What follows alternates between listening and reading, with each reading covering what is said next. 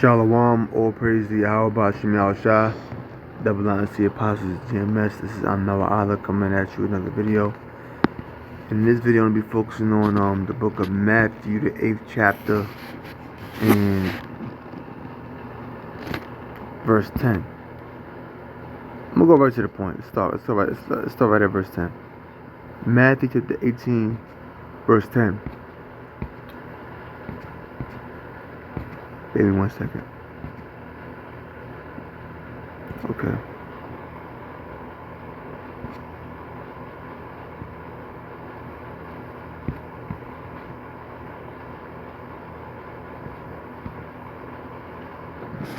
So this is book of Matthew, the 18th chapter and 10 verses. Yahushua speaking to the disciples.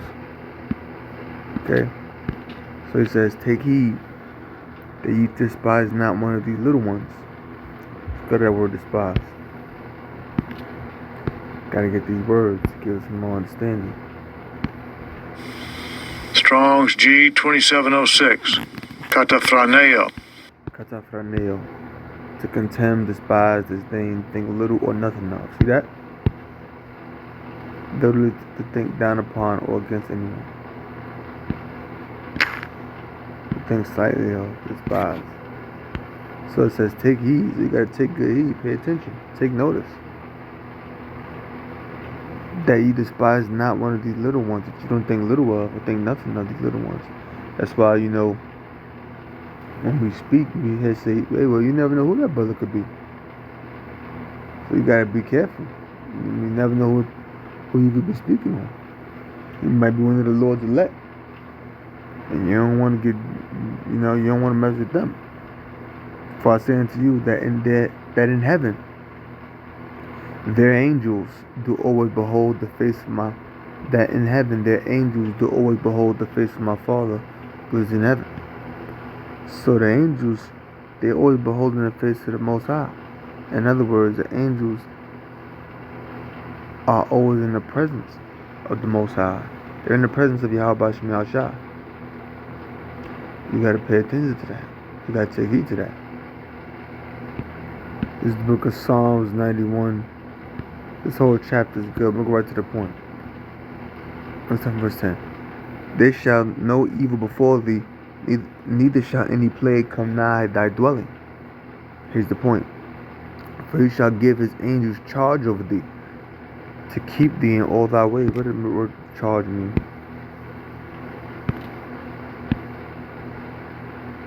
Appoint. Okay?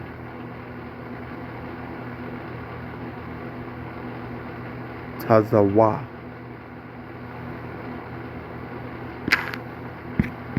So he will get an angel charge over thee, meaning he will appoint angels over you to keep thee, or to retain thee, or to protect you in all thy ways. They shall bear thee up in their hands, which this is going to the chariots, the deliverance, lest thou dash thy foot against a stone. So if you bear it up in the angel's hands, you're being binked up into the chariots, lest thou dash thy foot against a stone. Meaning what? Lest you be harmed. If you walk and you dash your foot against a stone, you're injuring yourself. You're being harmed. Or like you walking and your shin hit that metal thing on the bed, or your foot. That's painful, isn't it? So the Most High has angels charging over us, appointed over us, keeping us and protecting us in all thy ways, lest we dash our foot against a stone. Meaning what? Lest we be harmed. So we got angels that's protecting us. Lord willing, we the elect. Psalms 34 and 7. The angels of Yahweh Bashim Yahushua encampeth round about them that fear him and delivereth them. But see, that's the thing. They're around those that fear the Most High. Which pursuing it's that Proverbs 1 and 7, the fear of the Lord at the beginning of knowledge. So those that have the knowledge of the Lord are those that fear the Lord. And the angels are encamped around them. So this is the Lord to elect. You got a word encampeth. Chana. It says to decline, incline, encamp, bend down, lay siege against, to decline, to encamp, to lay siege against, lay siege. See, to lay siege means to surround a fortified place with armed forces in order to capture it or prevent communication and commerce, essentially besieging it. So when you lay siege, you're surrounding a fortified place with armed forces in order to capture it. Right here it says, if police, I'll give you an example, it says, if police or soldiers or journalists lay siege to a place, they surround it in order to force the people there to come out or give up control of the place. So when you lay siege to something, you surround it. Okay? With armed forces. So the angels are encamped round about us. So guess what? The angels are armed around us, protecting us from anything that can harm us. And it's not just that we're out and about and the angels play, not just that when we're out and about, the angels are playing on people's minds to, you know, to prevent them from harming us.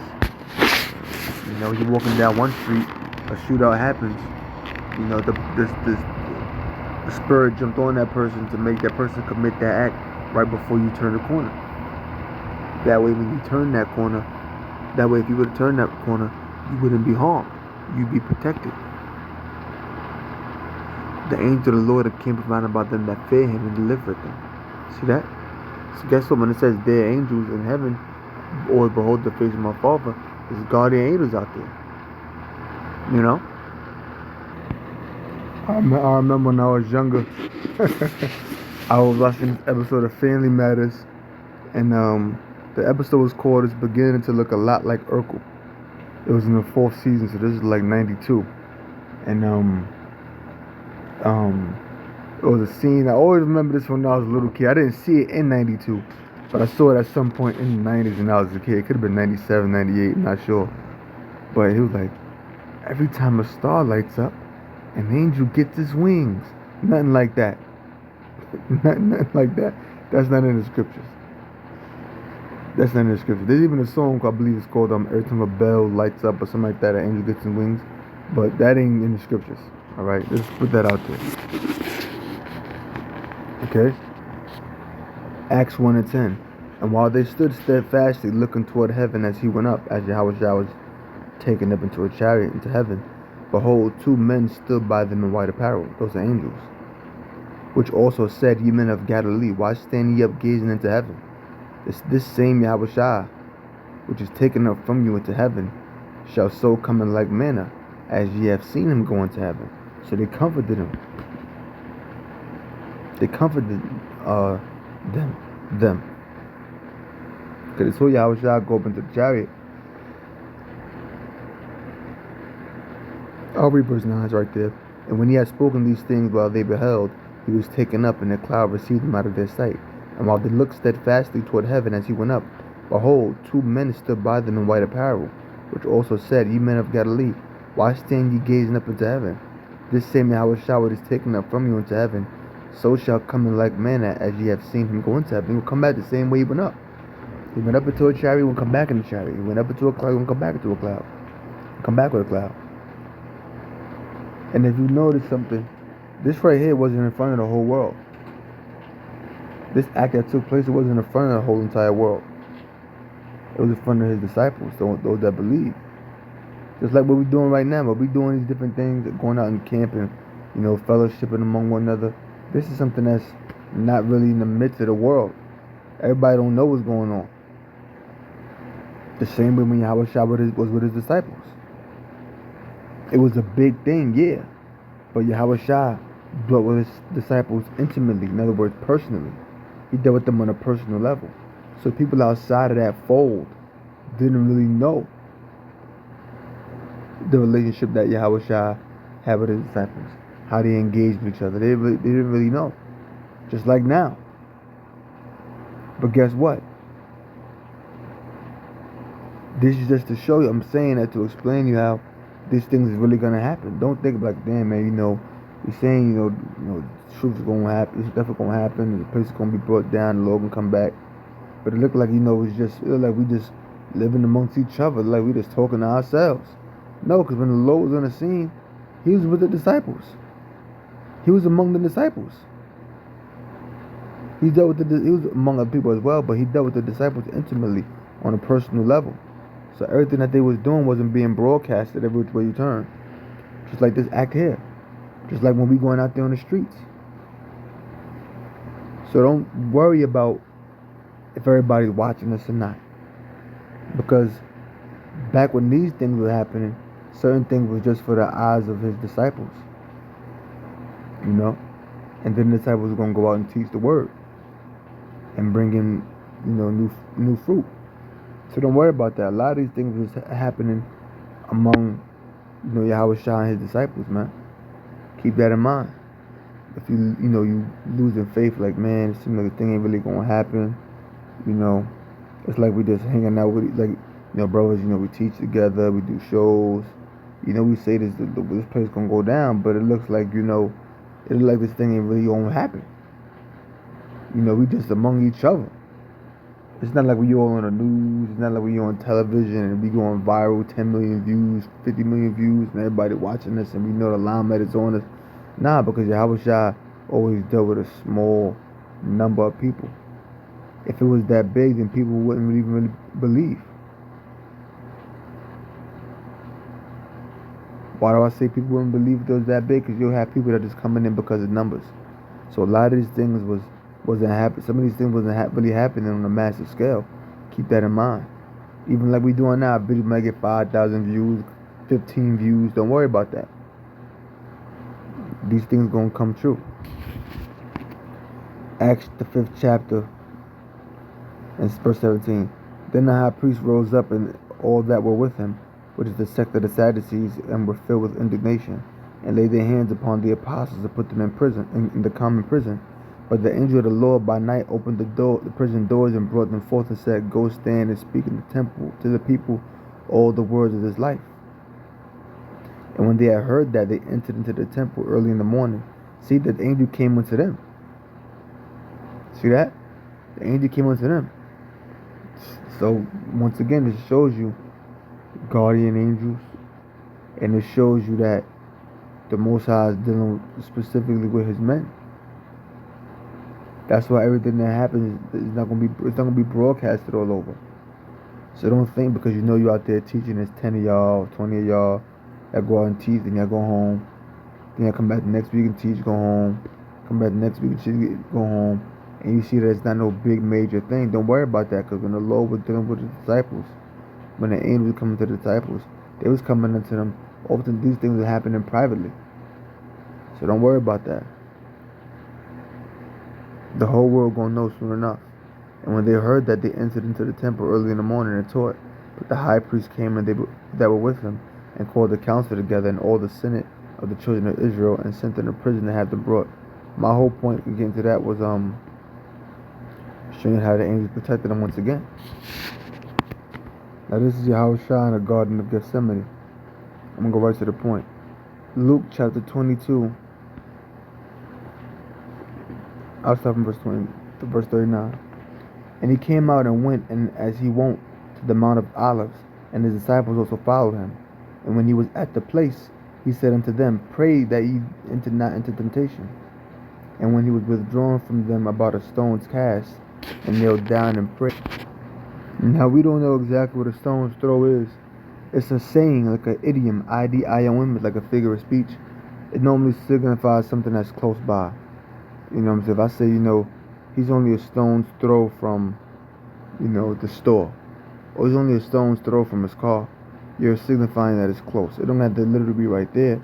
It could be, feet away, 20 feet, 30 feet. I don't know. But a stone's throw just signifies that they aren't that far away. It doesn't mean you're 150 feet away, 800 feet away. But it's not a specific distance anyway. It just signifies that they're like a short distance away, not too far away. So we don't know how far he was from them, but he was a short distance. It could have been 20, 30 feet. We don't know. And he was withdrawn from them about a stone's cast, or a stone's throw, and kneeled down and prayed, saying, Father, if thou be willing, remove this cup from me. Nevertheless, not my will, but thine be done. Don't let it be, but don't let it be my. Means all up to you, your will. It's not up to my will. And there appeared an angel unto him from heaven, strengthening him. See, an angel started to strengthen him. Why? Because the spirit is willing, but the flesh is weak. This is Yahweh Shai's flesh.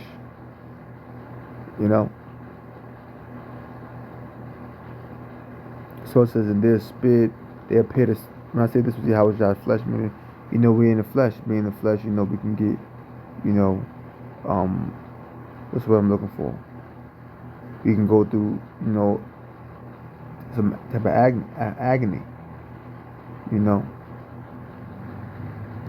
And there appeared an angel unto him from heaven, strengthening him, and being in agony, the word agony.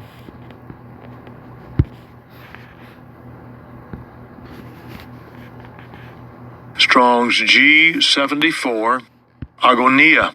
Agonia, a struggle for victory, gymnastic exercise, wrestling, of severe mental struggles, emotions, agony, anguish. So he's going through a lot of anguish right there. Agony was used among the great Greeks as an alternative to agon, a place of assembly. Then for the contests or games which took place there, and then to denote intense emotion. It was more frequently used eventually in this last respect, to denote severe emotional strain and anguish. So Yahweh Shai was going through a lot of emotional strain and anguish. Remember, he was in the Garden of Gethsemane, which means oil press, and he was the oil that was being pressed, going through the severe agony. But it said, in being in agony, he prayed more earnestly. So he prayed even more, with greater desire, greater strength. And his sweat was as it were great drops of blood falling down to the ground. And he rose up from prayer, and was come to the disciples. He found them sleeping for sorrow, and said unto them, why sleep ye? Rise and pray, lest ye enter into temptation. So the point I wanted to get there was that the angel came and strengthened me. I almost forgot this verse too. I wanted to end it off with that, but this reminded me. This is Hebrews 1:14. I'm talking verse 13. But to which of the angels said he at any time, sit on my right hand until I make thine enemies my footstool? Yahweh Shai.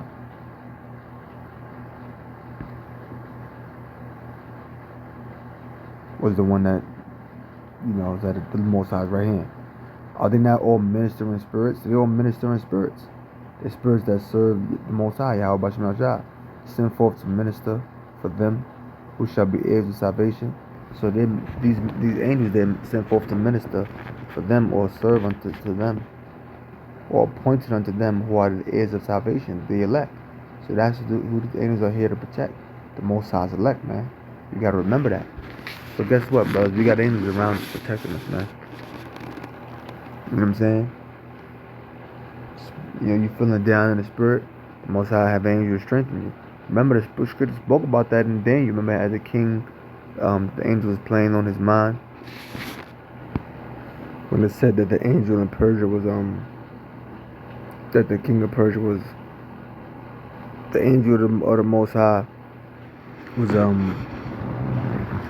situation with the angel of the Most High and the king of Persia said the king of Persia withstood him 21 days. So the Most High has, and then it says then the archangel Michael came to help him. So to show you that the Most High has angels that could control people's minds.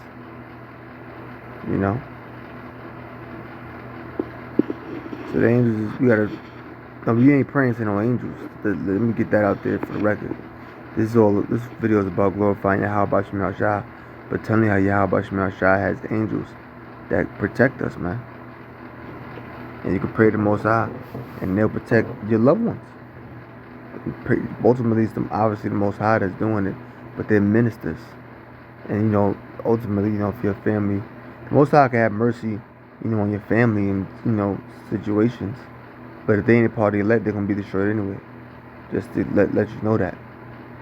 If they ain't part of the elect, they ain't gonna make it anyway. You know what I'm saying?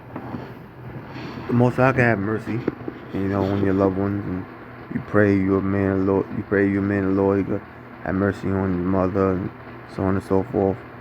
Let's say they ain't right, but they won't. The Most High, if it's the Most High's will, they won't go out in a grievous death.